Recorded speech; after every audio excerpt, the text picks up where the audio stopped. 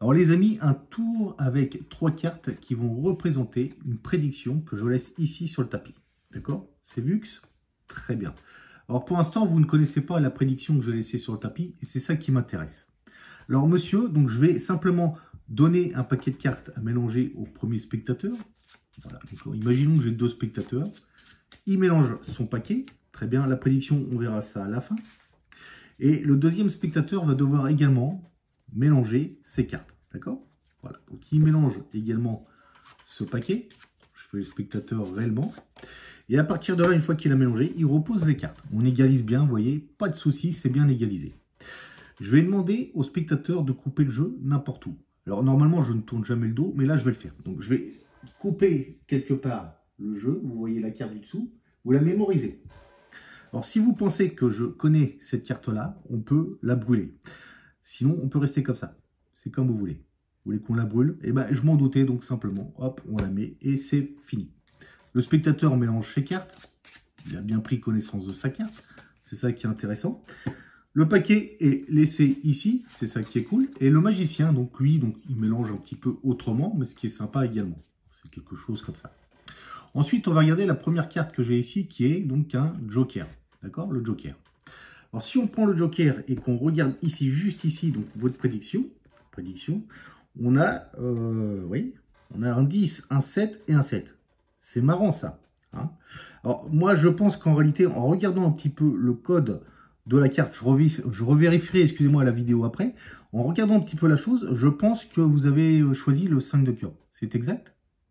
Yes! Je suis sûr que c'est le 5 de cœur. Alors maintenant, je vais vous demander une chose. Vous voyez le joker, donc on remet ici. Ça, c'est vos cartes où vous avez pris connaissance du 5 de cœur, si je ne me trompe pas. Vous allez faire le total de toutes vos cartes. D'accord? Alors, si on fait 10 plus 7, ça fait 17. 17 et 7, 24, si je compte bien. Ça fait 24. Alors, vous allez prendre le paquet là où vous avez coupé. C'est vous-même qui avez coupé. Ça serait quand même fort, en fait, qu'il y ait 24 cartes dans ce paquet. Non? On vérifie? 1, 2, 3, 4, 5, 6, 7, 8, 9, 10, 11, 12, 13, 14, 15, 16, 17, 18, 19, 20, 21, 22, 23 et 24. Déjà, c'est super balèze d'avoir le compte juste en fonction du paquet que vous avez coupé, monsieur. C'est très très fort. Alors, j'ai ici un 10 de pique, un 7 de carreau et un 7 de cœur.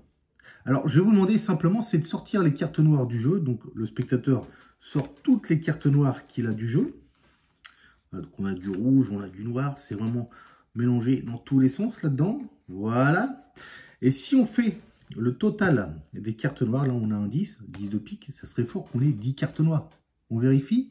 1, 2, 3, 4, 5, 6, 7, 8, 9 et 10. Ça coïncide parfaitement avec le 10 de pique. Ici, nous avons un 7 de carreau.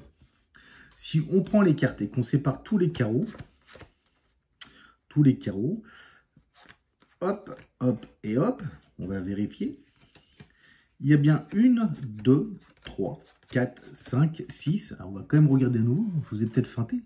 Et oui, il y en a bien un 7e, vous voyez, un 7e carreau et qui coïncide parfaitement avec le 7 de carreau. Quant au 7 de cœur, si on regarde les cartes à cœur, j'ai bien 1, 2, 3, 4, 5, 6 et 7, 7 de cœur. Vraiment, prédiction exacte. Je n'ai pas regardé ce qu'il y avait, le spectateur avait coupé. Ça se fait comme ça. Et c'est vraiment terrible, ça. J'adore ce tour de Joseph B.